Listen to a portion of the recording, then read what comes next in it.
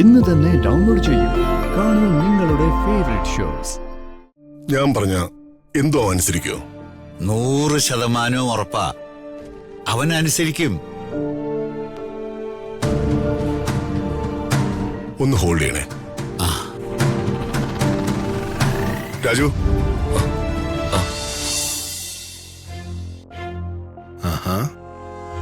Full നെഗറ്റീവായ 2 ദേ വരുന്നുണ്ട്. എന്താ ശേഖരേട്ടത്? അവര് ശ്രദ്ധിക്കും. തന്നെയല്ല, നമ്മൾ അവരെക്കാളും താഴ്ന്നു പോകും.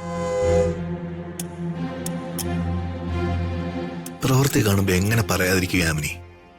എന്താ ശേഖര, എന്തെങ്കിലും പറയാനുണ്ടെങ്കിൽ നേരിട്ട് എന്നോട് പറഞ്ഞൂടെ? എനിക്കൊന്നും പറയാനില്ലല്ലോ ചേച്ചി. അതല്ല, ഞങ്ങളെ കണ്ടപ്പോഴേ നീ നിന്റെ ഭാര്യയോട് രഹസ്യം പറയുന്നത് കേട്ടു. യാമി എന്റെ ഭാര്യയില്ലേ? ഇവളോടല്ലാതെ ഞാൻ മറ്റാരോട് രഹസ്യം പറയും ചേച്ചി? നീ കളിയാക്ക? അയ്യോ, ഒരിക്കലല്ലേ ചേച്ചി. ചേച്ചി തെറ്റിദ്ധരിച്ചതാ. ഒരമ്മയുടെ വയറ്റിൽ പിറന്നതാ നീയും ഞാനും. അത് നീ മറക്കണ്ട.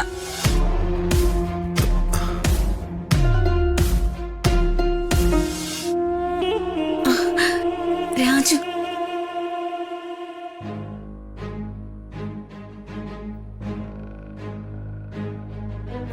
രാജു, ദാ പ്രസാദം.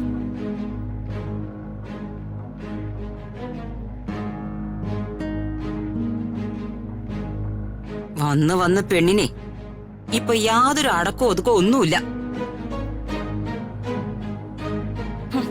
വീട്ടിനകത്ത് പരസ്യമായിട്ട് എന്തും ചെയ്യാന്നായോ? ആര് ചോദിക്കാൻ, ആരെ അനുസരിക്കാൻ? അതിന് ഋതുമോളെ എന്ത് അനുസരണക്കേട് കാണിച്ചു എന്നാ ചേച്ചി പറയുന്നേ? നീ കണ്ടില്ലേ? കണ്ടല്ലോ. രാജുവിന് നെറ്റി മോള് ഇത്തിരി പ്രസാദം ഇട്ട് കൊടുത്തു. അതാണോ ഇത്ര വലിയ തെറ്റ്? എടാ ശേഖര, കല്യാണം കഴിച്ച ഭാര്യ ഭർത്താക്കന്മാര് പോലും ചെയ്യില്ല ഇതൊക്കെ പരസ്യമായിട്ട്. അതായിരിക്കും കല്യാണം കഴിക്കുന്നതിന് മുമ്പേ ചേച്ചിയുടെ മകൻ ഒരു കൊച്ചിന്റെ അച്ഛനായത്. ശേഖര,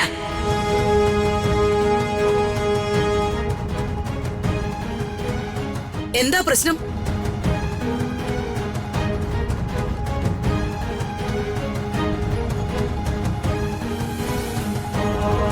ഞാൻ രാജുവിന്റെ നെറ്റിയില് പ്രസാദം ഇട്ട് കൊടുത്തു. അത് അമ്മയെ എന്നെ വഴക്ക് പറയുന്നത്.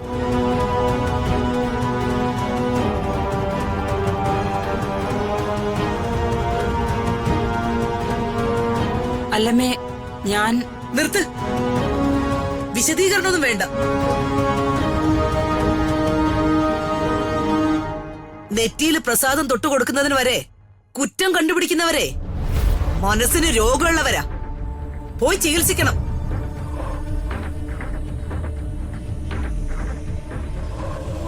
പിന്നെ ഋതുമോള് എന്റെ മകളുടെ മകളാ. അവളുടെ മേലെ അധിക ഇടപെടലുകളൊന്നും വേണ്ട. ഇടപെട്ട എന്നെ അറിയാലോ അംബികയ്ക്ക്. പഴയതൊന്നും എന്നെ ഓർമ്മിപ്പിക്കരുത്. ഓർമ്മിപ്പിച്ച സരസ്വതി പതുക്കെ തുടങ്ങും. അതെ, ചിലർക്കൊന്നും നല്ലതാവില്ല, പറഞ്ഞേക്കാം.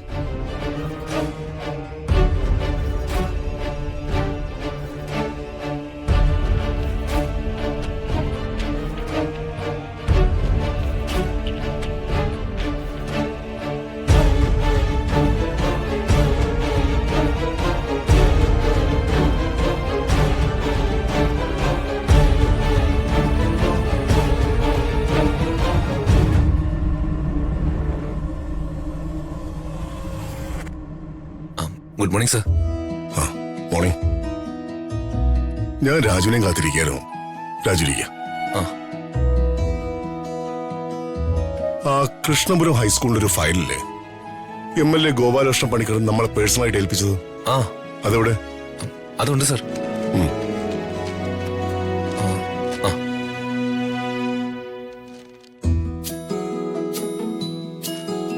ഏതെങ്കിലും ഒരു സമയത്ത് നമുക്ക് കൃഷ്ണപുരം വരെ ഒന്ന് പോവാം. നീ എന്നെ ഓർപ്പിച്ചാൽ മതി. ആ ശരി സാർ. സാർ ഒരു കോളുണ്ട്.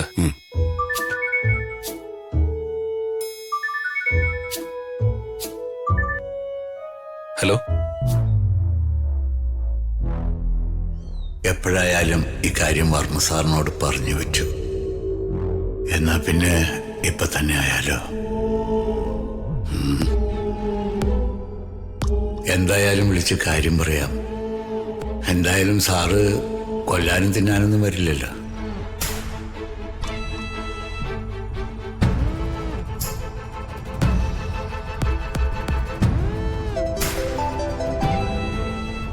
വേണുട്ടാണല്ലോ. ആ പറയൂ വേണുട്ടാ. വർമ്മ സാറ് നമസ്കാരം. നമസ്കാരം വേണുട്ടാ. ഞാൻ കുറെ ദിവസങ്ങളായി സാറിനോടൊരു കാര്യം പറയണമെന്ന് വിചാരിക്കുന്നു. അത് അവിവേകമാണെങ്കിൽ ക്ഷമിക്കണം. എന്താ വേണുട്ടാ ഇങ്ങനെയൊക്കെ പറയുന്നേ? ഒരുമാതിരി അന്യനോട് സംസാരിക്കുന്ന പോലെ. നിങ്ങൾ എനിക്ക് അന്യനാണോ? അല്ല സാർ. ഇന്നലകളൊന്നും മറക്കുന്നവനല്ല ഈ പ്രതാപവർമ്മ. അതുകൊണ്ട് അധികം മുഖവരെയൊന്നും വേണ്ട. പറയാനുള്ള കാര്യം പറയൂ. സാറിന്റെ എന്റെയും കുടുംബം തമ്മിൽ വളരെ വലിയ അന്തരമുണ്ട്. അതാ ഞാൻ പറയാൻ മടിക്കുന്നത്. ഒരു അന്തരവും ഇല്ല. ഇതൊക്കെ മനുഷ്യർ വെറുതെ സൃഷ്ടിക്കുന്നതല്ലേ. വേണുട്ടൻ കാര്യം എന്താന്ന് വെച്ചാൽ തുറന്നു പറയും. സാറേ, നമ്മുടെ കുട്ടികളുടെ കാര്യം പറയാനാ ഞാൻ വിളിച്ചത്. രാജുവിന്റെയും ഋതിക മാഡത്തിന്റെയും. അവര് തമ്മില് വലിയ ഇഷ്ടത്തിലാ സാറേ. സാറിനുള്ള ഇഷ്ടവും ബഹുമാനവും കൊണ്ട് രാജു ഒന്നും തുറന്നു പറയാത്തതാ. ഓ അങ്ങനെയാണോ? രാജുവിനോടുള്ള ഇഷ്ടം ഋതിക മാഡം തുറന്ന് പറയുന്നുണ്ട്. പക്ഷെ അവൻ ഒഴിഞ്ഞു മാറുക. അതിന് കാരണം സാറിന് അവന് ജീവനാ. സാറിന്റെ കൂടെ നടന്നിട്ട് സാറിന്റെ മകളെ. എന്താ വേണുട്ടായി പറയുന്നേ? ഞാൻ അവനോട് തുറന്നു ചോദിച്ചതല്ലേ. എന്നിട്ടും അവനൊന്നും പറഞ്ഞില്ലല്ലോ. പേടിച്ചിട്ടാ സാറേ. സാറൊന്ന് കടുപ്പിച്ചു പറഞ്ഞ അവൻ അനുസരിക്കും.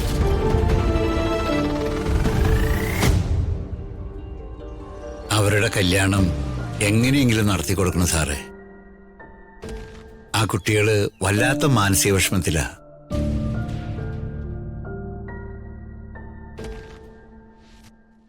ഞാൻ പറഞ്ഞ എന്തോ അവൻ അനുസരിക്കോ? 100% ഉറപ്പാ അവൻ അനുസരിക്കും. ഒന്ന് ഹോൾഡ് ചെയ്യണേ.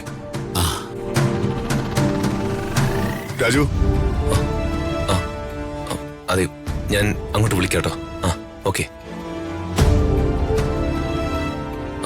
സാർ എന്താ സാർ? ഞാനൊരു കാര്യം പറഞ്ഞാൽ നീ അനുസരിക്കോ? അതെന്താ സാർ അങ്ങനെ ചോദിക്കുന്നത്? ഞാൻ അനുസരിക്കും. എന്ത് കാര്യം പറഞ്ഞാലും നീ അനുസരിക്കോ?